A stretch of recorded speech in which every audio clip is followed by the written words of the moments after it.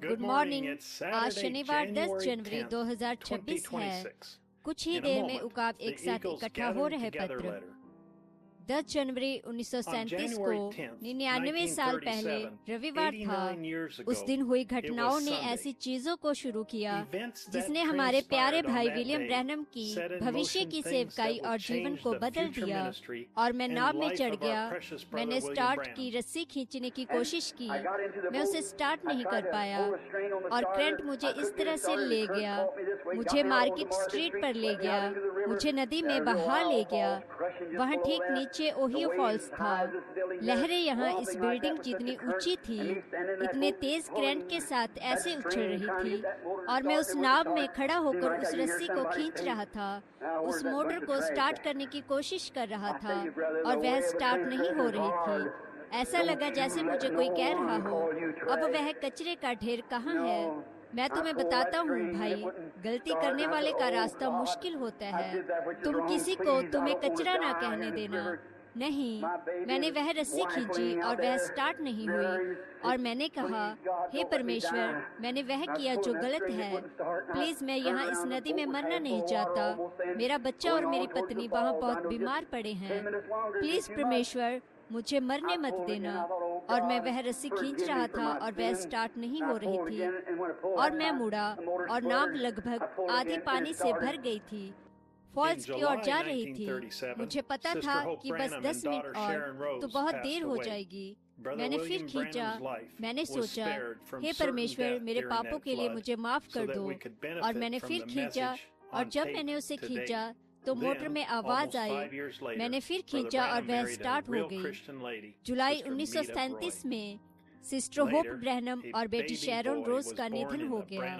भाई William Branham की जान उस बाढ़ में निश्चित मौत से बचाई गई ताकि आज हम टेप पर मैसेज से फायदा उठा सकें।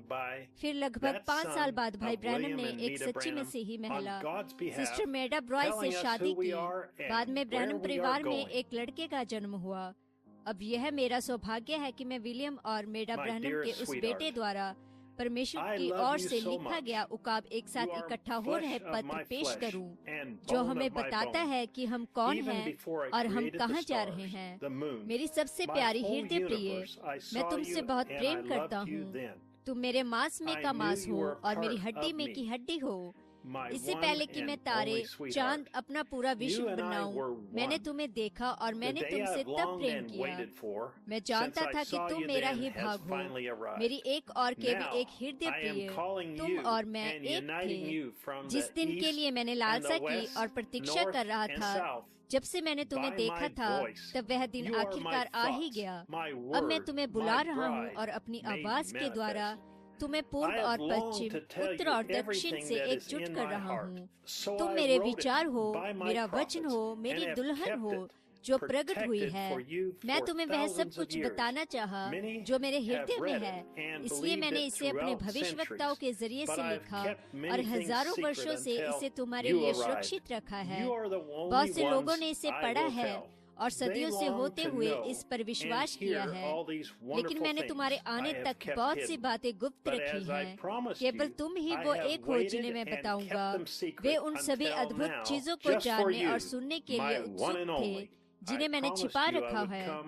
लेकिन जैसा कि मैंने तुमसे प्रतिज्ञा की थी, मैंने अब तक प्रतीक्षा की है और अब तक उन्हें गुप्त रखा है, केवल तुम्हारे लिए जो मेरे एक और केवल एकमात्र हो। मैंने तुमसे प्रतिज्ञा की है कि मैं आऊंगा और अपने आप को एक बार फिर से मनुष्य शरीर में प्रकट करूंगा, ताकि मैं तुम्हें बता सकूं और ये सारी चीजें तुम्हारे सामने प्रकट कर सकूं। मैं चाहता था कि तुम मेरी आवाज को सीधे तुमसे बात करते हुए सुनो। मैंने अपनी पवित्र आत्मा से बहुत से अन्य लोगों का अभिषेक किया है ताकि तुम्हें मेरे प्रेम के बारे में बताऊं। लेकिन जैसा कि मैंने हमेशा ही किया है और मैं कभी नहीं बदल सकता, मैंने एक मनुष्य को चुना, मेरा दूत, मेरा भविष्यवक्ता, कि मेरी आवाज बने जिससे कि मैं तुमसे यहोवा यूं कहता है को बोल सकूं। मैं तुम्हें बताना चाहता था, तुम्हें किसी निश्चित दिन पर बचाया नहीं गया था, तुम हमेशा से ही बचे हुए थे। मैं तो बस तुम्हें वापस छुड़ाने के लिए आया हूँ। तुम आज से ही बचाए गए थे, क्योंकि तुम्हारे पास आरंभ से ही अनंत जीवन था। इस प्रकार मेरी नजर में तुम्हारे सभी पाप यहाँ तक मुझे दिखाई भी नहीं देते। केवल एक चीज जो मैं सुनता हूँ वह है तुम्हारी आवाज। मैं बस तुम्हारे प्रतिनिधित्व को देखता हूँ। मैंने तुम्हें कितनी सारी बातें बताने की इच्छा की है। मेरा हृदय उत्तेजना के साथ उमड़ रहा है। मैंने हमारे विवाह भोज की, हमारे एक साथ 1000 वर्ष के शताब्दी की लालसा की है। तुम्हें हमारे एक साथ भविष्य के घर के बारे में विस्तार से बताने के लिए कैसे मैंने तुम्हारे लिए हर चीज तैयार की है, हर एक चीज तुम्हारे स्पर्श के लिए। मेरी हृदय प्रिय, यदि तुम्हें लगता है कि अब मेरी आवाज को तुमसे बात करते हुए सुनना अद्भुत है, तो जरा रुकना। ये तो केवल एक छाया है कि जब हम उस शहर में एक साथ रहेंगे तो कैसा होगा। तुम्हारा भविष्यवक्ता यहाँ तक तुम्हारे बगल में ही रहेगा, वो तुम्हारा पड़ोसी होगा। हम सोने की उन सड़कों पर चलेंगे और एक साथ झरने से पिएंगे।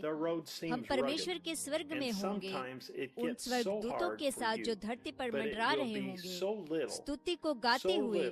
वह क्या ही दिन होगा। मैं जानता हूँ कि रास्ता कठिन सा प्रतीत होता है और कभी कभी ये तुम्हारे लिए बहुत ही कठिन हो जाता है, लेकिन जब हम एक दूसरे के साथ होते हैं तो ये बहुत ही कम लगेगा। अभी के लिए मैं एक बार फिर तुम्हें एकत्र करने जा रहा हूँ और इस रविवार को दोपहर 12 बजे जेफरसन विलेज समय पर तुमसे बात करूंगा और तुम सभी को स्वर्गीय दूल्हे और पृथ्वी की दुल्हन का भावी घर के बारे में बताऊंगा। मैं तब तुम्हारे साथ एक होने के लिए प्रतीक्षा नहीं कर सकता। याद रखना और कभी मत भूलना, मैं तुमसे प्रेम करता हूँ। उसकी ओर से भाई जोसेफ ब्रैनम।